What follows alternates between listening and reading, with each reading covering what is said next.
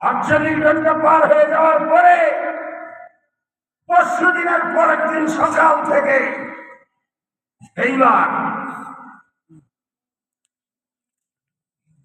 আমরা বাইতুল্লাহর ওয়ালের কাছে যাব, গিয়ে আমরা কীর্তনের টান দেব। তোমরা এই 4 জন মোহাম্মদ সহ আমাদের সাথে কীর্তন পড়তে হবে। জোরে বলা যাবে না?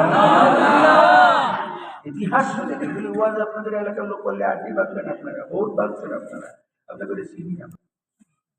আমাদের আমার নিবার সংসদ থেকে চাকরি দেয়, এরপরে চাকরির লোক খুঁজে পায় না, আবার পুলিশ গেছে, এসে পরে আমার বেগম সাহেব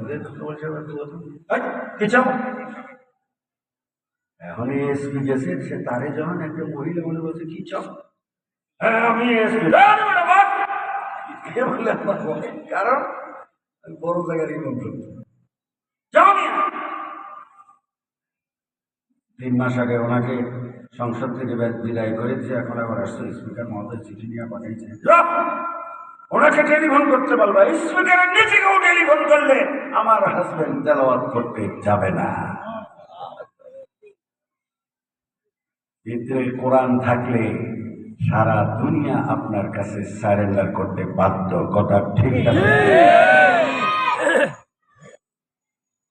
বন্ধুরা আমার? এরপরে ঘোষণা করল পররাষ্ট্রমন্ত্রী, কি নাম? সাহেবা বলতেছে, বন্ধুরা আমার, 2 দিন পরে 3য় দিনের প্রথমে মুহাম্মাদের দল পিছনে চলে আসবে। আমরা মক্কার মূর্তি পূজকেরা সামনে যাব, ওখানে গিয়ে আমরা কীর্তন শুরু করব। আমার ছাত্র, আমার সন্তানের কাছ থেকে কীর্তনের শব্দগুলি শুনে নিবেন। আমি বাংলাটাও কমো, আরবিটাও কমো, তবে বাংলাটা কইলে চেয়ারম্যান সব কিন্তু 10 মিনিটের মধ্যে এখান থেকে বেরিয়ে যাবো। তার কারণ ওনার অন্তত 5,000 ভোটার আছে হিন্দু।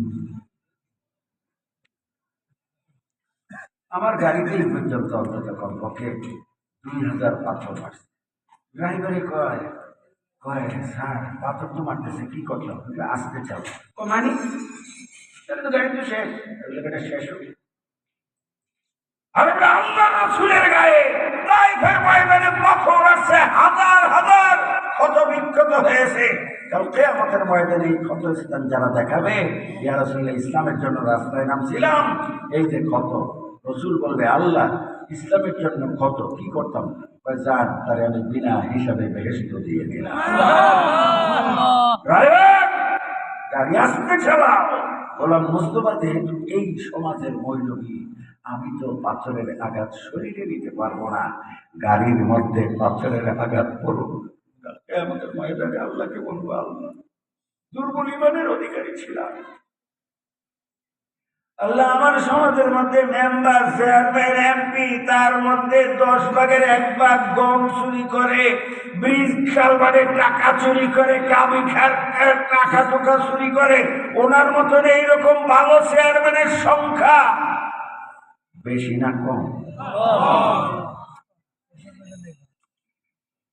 এই শব্দ ঢুকে গিয়ে 1 লাইনে যদি আপনাকে কয়লার ইমাম সব করতে, এমনই গান করে উনি নামাই দিবে। এই জন্য বলছে, তোমরা কোরআনকে সামনে নিয়ে যখন কথা বলবা, হক কথা বলবা। কিয়ামতের ময়দানে এক একটা শব্দ তোমার ফ্যামিলির 1-1 জন লোকের বেহেশতের সার্টিফিকেট হয়ে যাবে।